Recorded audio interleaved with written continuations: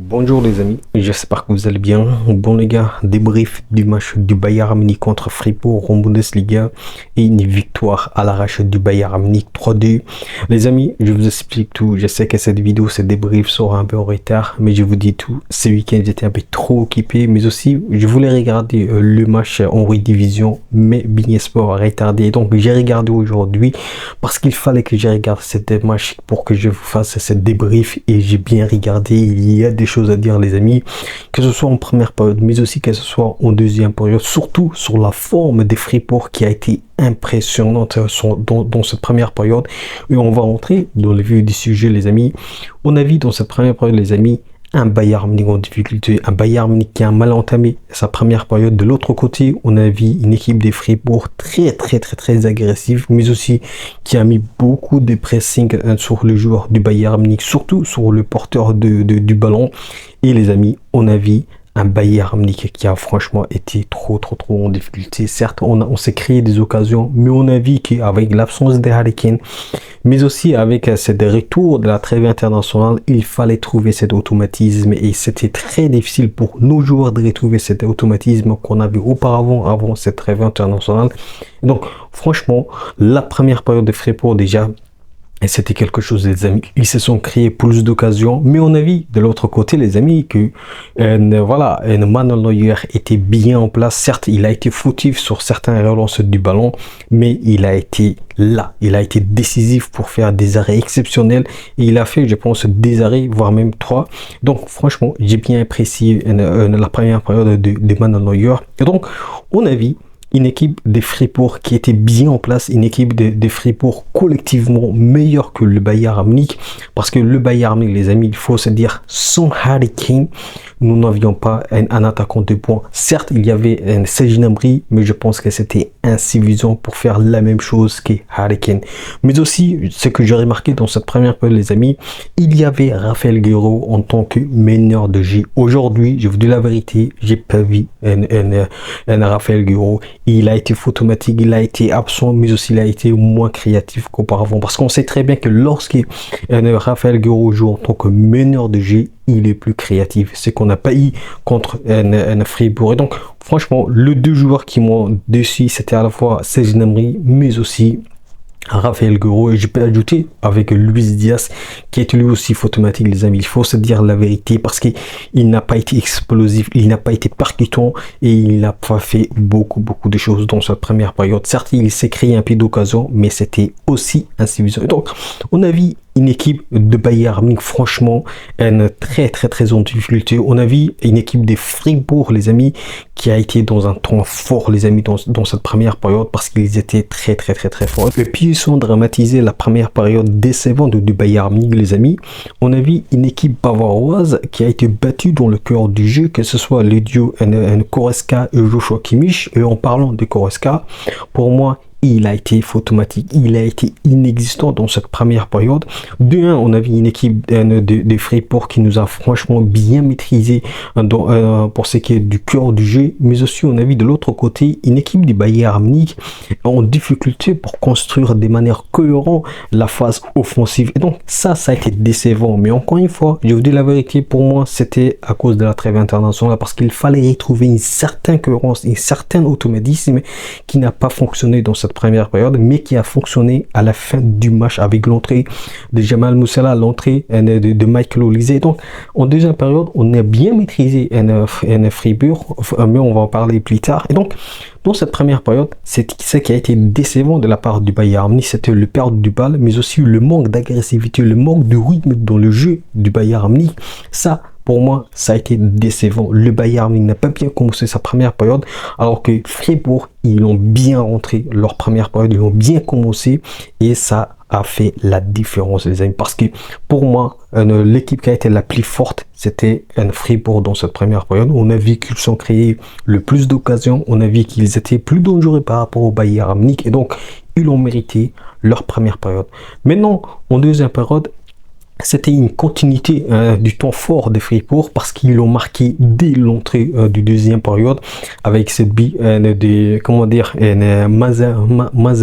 Mazambi qui a franchement trompé Manuel Neuer. Pour moi, le fautif sur cette première bille de Fribourg, c'était non seulement Joshua Kimmich qui n'a pas été trop agressif, mais aussi pour moi la passivité de Goretzka, c'est alarmante les amis, c'était alarmant parce qu'il a regardé, il a attendu le joueur de se préparer pour se fixer, alors qu'il pouvait franchement faire la pression pour empêcher de tirer cette frappe des Manzambi. Mais franchement, pour moi, je pense que ça a été la faute de Goretzka, mais aussi la faute de Joshua Kimmich.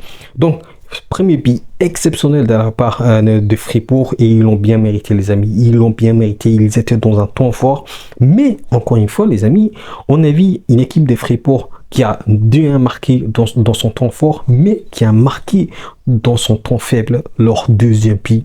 Ça veut dire beaucoup de choses les amis, ça veut dire beaucoup de choses de la part du Bayern Munich, parce que pour moi, nos défenseurs, ils étaient trop passifs. Que ce soit Kim, que ce soit Jonathan Tah, mais aussi que ce soit Bischoff. Et encore une fois, je dois vous parler de Bischoff, les amis. Pour moi, il a été l'homme de cette première période, mais aussi l'homme de cette deuxième période. Bischoff, c'était celui qui nous a proposé le plus de choses. C'était pour moi le joueur le plus dangereux du côté du Bayern Munich, parce qu'il a tenté beaucoup de choses. C'est qu'il va concrétiser en deuxième période, même s'il n'a pas concrétisé en première période. Pour moi, ça a été l'homme fort, et pour moi, c'était le joueur, l'homme du match du côté du Bayern Munich. Et donc, dans cette deuxième période, on a vu que Fribourg a marqué le premier but de l'entrée de la deuxième période, mais aussi ils ont marqué leur deuxième but dans un temps faible. Et ça, pour moi, les amis, ça veut dire beaucoup de choses. Ça veut dire que Fribourg a non seulement marqué dans un temps faible, mais aussi ça veut dire d'un autre côté que le Bayern Munich a encaissé un but dans un temps fort. Donc ça veut dire que le Bayern Munich a tout simplement manqué de concentration. Ça, il faut éviter contre le Real Madrid. Et au passage les amis, la vidéo de l'avant-match contre le Real Madrid arrive demain, et donc patientez parce qu'il y a beaucoup de choses à dire. Et donc sur cette match les amis, pour moi, le début que Fribourg a marqué, certes, le deuxième but, c'était, Manuel Neuer a un peu trop sorti. Donc pour moi, c'était non seulement la faute de Manuel Neuer, mais aussi je pense que c'était la passivité de nos défenseurs. Donc voilà, deux buts mérités de la part de Fribourg, mais le Bayern Munich, les amis, n'a rien lâché comme d'habitude. Le Bayern Munich a poussé, mais aussi Vincent Kompany a fait quelques changements avec l'entrée de Michael Olise, l'entrée de Jamal Musiala, mais aussi l'entrée de Conor Laimer. Et donc on a vu qu'il y a eu deux changements, il y a eu de l'impact plus des dynamiques du côté du Bayern Munich, mais aussi offensivement on a vu des différences, parce qu'on a vu que Michael Olise nous a apporté plus de créativité, plus de percussions, mais aussi on a vu que Laimer nous a apporté plus d'assurance, et surtout on a vu l'entrée de Pavlovic qui nous a apporté plus de volume de jeu et de densité dans le cœur du jeu par rapport bien évidemment à Goretzka qui a été automatique. Et donc pour moi, ces changements tactiques de Vincent Kompany, il y a eu un impact sur le jeu, mais aussi sur le résultat des matchs. Donc un Bayern Munich qui a bien réagi, et donc Bischoff qui marque le premier but du Bayern Munich. Et s'il vous plaît les amis, il a marqué sur le biais droit.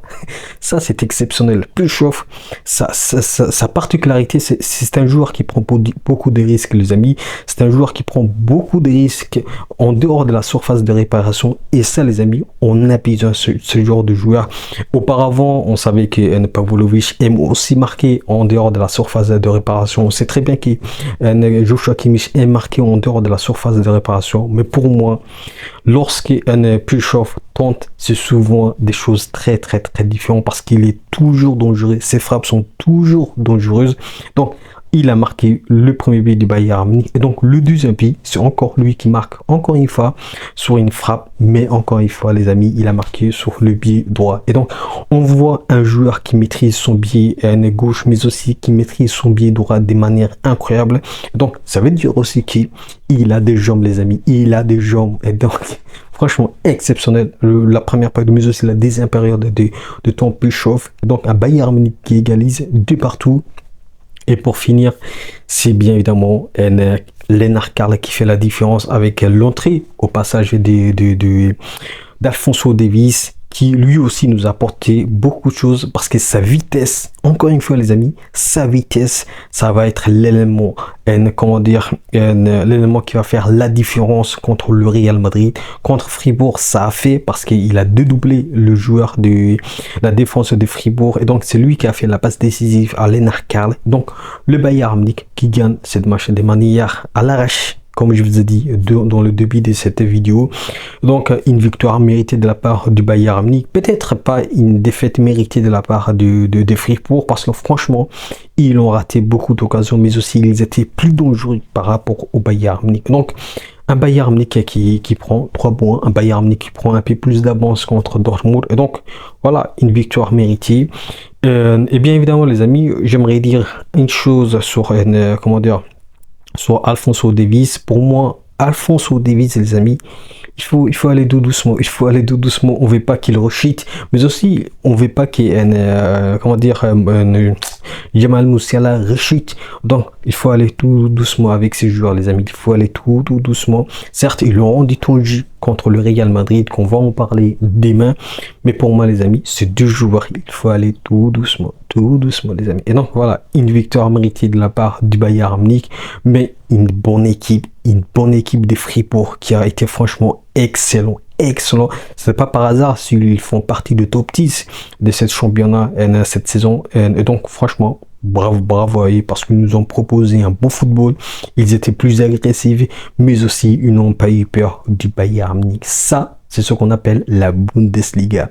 Donc franchement les amis, belle victoire du Bayern Munich, beaucoup de caractères, beaucoup de caractéristiques, des caractères, beaucoup de personnalités de nos joueurs. C'est ça qui a fait la différence à la fin du match. Voilà les amis, je pense que j'ai tout dit. Dites-moi ce que vous avez pensé de cette victoire du Bayern Munich. Et je vous dis, n'oubliez pas, on peut aimer le foot, mais avec le Bayern Munich. Allez, ciao.